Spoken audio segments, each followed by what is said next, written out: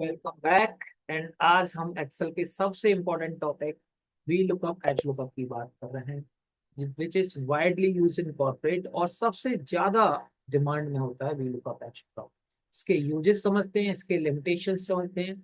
चलिए let's get started. So V lookup H lookup का use Excel में it's generally for data mapping और you से data reconciliation. तो डेटा की बाइंडिंग करनी है, डेटा की मैपिंग करनी है, उसके लिए हम वी लुकअप यूज करते हैं। अब समझते हैं वी लुकअप जब आप डिफाइन कर रहे हैं तो उसके लिए क्या क्या चीजें हैं जो आपको ध्यान रखनी है। सबसे पहली बात, वी लुकअप में आपको एक ऐसा कॉलम ध्यान में रखना होता है जिसमें यूनिक वैल्यू है। फॉर एग्जाम्पल इस पर्टिकुलर डेटा में अगर हम बात करें, so we have agent ID, because यही एक एजेंट आईडी जो मुझे नजर आ रही है जो डुप्लीकेट नहीं है, यूनिक है। इसके बेहाव पे हम पूरे रिकॉर्ड्स में से डेटा फिल्टर कर सकते हैं, आई मीन लुकअप कर सकते हैं। सेकेंडली, फॉर एग्जाम्पल अगर ये डेटा एम्प्लॉय रिलेटेड होता तो एम्प्लॉय आईडी हमारे पास हो सकती थी। अगर वो डेटा मेडिकल से होता तो पेशेंट आईडी हो सकती थी, डॉक्टर आईडी हो सकती थी। अगर वो डेटा लेट्स से शिपिंग से है, या फिर ये कहें कि लॉजिस्टिक से है, तो ईयरवेल नंबर, ईयरविज नंबर जो होता है हमारे ईविल नंबर, उस पर हो सकता है। अगर प्रोडक्ट या इन्वेंट्री का है तो एसक्यू कोड हो सकता है। तो अलग अलग सिचुएशंस में आपको ध्यान रखना है कि कौन सा कॉलम है जिसमें आपके पास डिस्टिंक्ट वैल्यू है, यूनिक वैल्यू है, जिसके यहाँ पे आप वी लुकअप लगा सकते हैं। अभी प्रेजेंट में मैं देख सकता हूँ एजेंट आईडी एक ऐसा कॉलम है जिसपे हम लुकअप लगा सकते हैं। अगर नाम से करेंगे तो नाम जो है आपके डुप्लीकेट हो सकते हैं आपके डेटा में।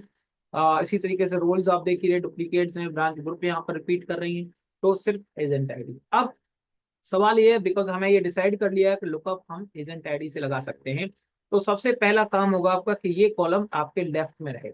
जो पूरा डेटा है उसके लेफ्ट मोस्ट साइड में हो। यानी कि अगर मेरा ये एजेंट आईडी लेफ्ट में है तो ये VLOOKUP ठीक है। लेकिन अगर ये डेटा समहाउ लाइक ये कॉलम आपका यहाँ पर होता, तो अब दिक्कत क्या होती कि आप इससे आगे की इंफॉर्मेशन को रिट्रीव कर सकते थे, लेकिन बैक से यानी कि उसके प्रीवियस से नहीं निकाल पाते। तो फॉर एग्जाम्पल इस एजेंट आईडी के बिहाफ पे अगर मुझे एजेंट का नाम जानना है तो अभी के हाल में जो डिफॉल्ट VLOOKUP है उससे पॉसिबल नहीं है। उसके लिए हम क्या करते हैं, रिवर्स लुकअप यूज करते हैं, जिसके लिए इंडेक्स मैच करते हैं। और एक्सेल न्यू वर्जन है तो एक्स लुकअप यूज करते हैं। ठीक है, तो वी लुकअप में से ही और सारे लुकअप निकलेंगे जो बारी बारी से आपको समझ लेंगे। ठीक है, एक चीज। दूसरी बात, जैसे पता तो चल गया है कि आपको वी लुकअप जो है लेफ्ट से चलता है और आगे की तरफ इंफॉर्मेशन देता है, तो मेक श्योर आपका जो कॉलम है लेफ्ट मोस्ट होना चाहिए। अच्छा, वी लुकअप लगाने का थोड़ा सा लोगों को थोड़ा कंफर्टेबल नहीं होता, बिकॉज इसमें बहुत सारे कॉम्प्लेक्स रेंज पास करनी है, कुछ पैरामीटर्स करने हैं। इसको सिंपल तरीके से करने का जो मैं एक एग्जांपल बता रहा हूँ, जो जनरली मेरे कॉर्पोरेट ट्रेनिंग हो या क्लासरूम की ट्रेनिंग्स हो, जहाँ पर जब मोस्टली डिमांड में ये रहता है कि वी लुकअप का सर दूसरी शीट पे लगा रहे हैं, या फिर हम दूसरी फाइल पे लगा रहे हैं, तो हमें डिफिकल्टीज आती हैं। सेम शीट पर हम लगा पाते हैं। तो उन लोगों के लिए सबसे सिंपल तरीके से जो मैं यहाँ पर एग्जांपल बता रहा हूँ, तो उनको वी लुकअप बिल्कुल भी टफ नहीं लगने वाला है, बहुत इजीली इसको वो कर पाएंगे। चलिए देखते हैं। सबसे पहले हमें क्या करना है उस केस में, हमें इस पूरे डेटा सेट को एक नाम देना है। ये मैं इजी तरीका पहले बता रहा हूँ, ठीक है। तो इसके लिए हमने क्या किया, इस पूरे डेटा को सिलेक्ट करने के लिए सिंपली आपने डेटा, आपने कर्सर बीच में रखा है कहीं भी डेटा के, एंड कंट्रोल A प्रेस किया। यहाँ पर आपको एक नाम देना है। यहाँ पर देखिए, ध्यान रहिए, this is not a formula bar, this is called address bar या नेम मैनेजर। ठीक है, नेम बॉक्स है ये जहाँ पर आप नेम डिफाइन करते हैं। तो बेसिकली अभी तक इस डेटा का नाम जो भी है A1 से लेके समथिंग, इसको मैं एक यूनिक और मीनिंगफुल नाम दे रहा हूँ। इससे क्या होगा कि मुझे उस कॉम्प्लेक्स फॉर्मूला जब मैं लिखता हूँ तो वहां पर सिंपल इजी नाम से मैं ये काम कर पाऊंगा। मुझे बार बार फ्रीज करना, अनफ्रीज करना, ये सब करना नहीं पड़ेगा फॉर्मूला को। ओके, नाम डिफाइन करने के टाइम पर आपको कुछ चीजें याद रखनी है। सबसे पहले जो नाम आप जो दे रहे हैं, तो मेक श्योर उसके अंदर स्पेस ना हो नाम में। जो भी नाम आप दें कुछ भी दे सकते हैं, वेरिएबल की तरह। दूसरी बात, उसमें सिंबल्स नहीं, सिंबल्स मतलब @ हैश डॉलर, ये नहीं। तो फॉर एग्जांपल मैं सेल्स डेटा इसका नाम दे देता हूँ, या डिपार्टमेंट वाइज लिस्ट दे देता हूँ, या मैं अपना नाम भी दे देता हूँ। लेट्स से मैंने कहा है देश डेटा, ये चलेगा, अलाउड है, क्योंकि इसमें कोई स्पेस नहीं है, कोई सिंबल नहीं है। उसके बाद don't forget to press enter, ये आपको करना है। अब इसका फायदा ये हुआ कि ये नाम जाके सेव हो गया एक्सेल में परमानेंटली। अगर आप ये देखना चाहें कल को इसको एक्सपेंड करना पड़े, चेंज करना पड़े, तो फॉर्मूला टैब में आके नेम मैनेजर होता है, यहाँ पर सारे नाम आपके डिफाइन हो जाते हैं। So you can see here जब इसको मॉडिफाई करना है, इसको रेंज करना है, edit delete options you have here, right. चलिए अब इसका बेनिफिट देखते हैं कि इसका यूज क्या है VLOOKUP का। मैंने यहाँ से कुछ रैंडम एजेंट आईडी निकाल ली है और उनके बिहाफ पे I need to find their reporting manager name. ठीक है, सीनियर मैनेजर नेम से यहाँ पर मुझे चाहिए, सिंपली मैंने यहाँ से डेटा को निकाल दिया है। ओके, अब मैं इसके लिए लिखने वाला हूँ VLOOKUP। अब आप एक चीज देखें कि जो एजेंट आईडी है वो यहाँ है और उसके बिहाफ पे आपसे बोला गया कि आप इसमें से डेटा निकालने वाले हैं। ठीक है, तो अगर हम काउंट करते हैं, काउंटिंग वहीं से होगी एजेंट आईडी से ही, पहले कॉलम से। तो 1 2 एंड 3, दैट मीन्स आपको आउटपुट 3 कॉलम में से निकालना, थर्ड कॉलम में से निकालना। याद रहे ये इंडेक्सिंग हो गई, काउंटिंग लिखा जाएगा फॉर्मूले में 1 2 3। ऐसे ही अगर मुझे ब्रांच ग्रुप निकालना होता तो 4 5 लिखना होता। ठीक है, तो चलिए अब हम VLOOKUP लिखते हैं, इक्वल टू VLOOKUP। VLOOKUP को वर्टिकल लुकअप भी बोलते हैं कि डेटा आपका वर्टिकली ऐसे सर्च होना। ओके, उसके बाद lookup value. Lookup value means आपको एक्चुअली क्या सर्च करना है। तो फॉर एग्जाम्पल मुझे ये एजेंट आईडी है, इसको सर्च करना है।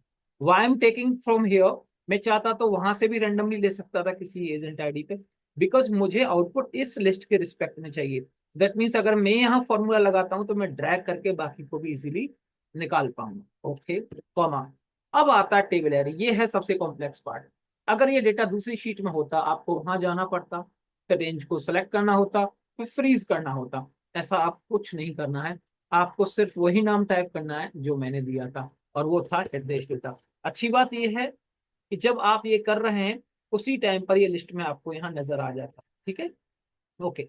एंटर नहीं करना है, या तो टैब की से आप उसको पिक करें या डबल क्लिक करके नाम को पूरे को। जैसे ही ये किया है तो आप ऑब्जर्व कीजिए, ये ग्रीन लाइन में लिख के आ गया है। ये इसी तरीके से पूरा डेटा इसने सेलेक्ट कर लिया, मतलब हृदय डेटा जिसको नाम आपने दिया था उसने जाके उसको आइडेंटिफाई कर लिया है, सेलेक्ट कर लिया है। आपको डॉलर लॉग ये सब कुछ करना नहीं पड़ेगा। कॉमा। अब डेटा किस कॉलम में से निकालना है? 3 में से। मैंने काउंट करा दिया था, जो सीनियर मैनेजर्स नेम है वो 3 में, 3। उसके बाद आता है ट्रू फॉल्स।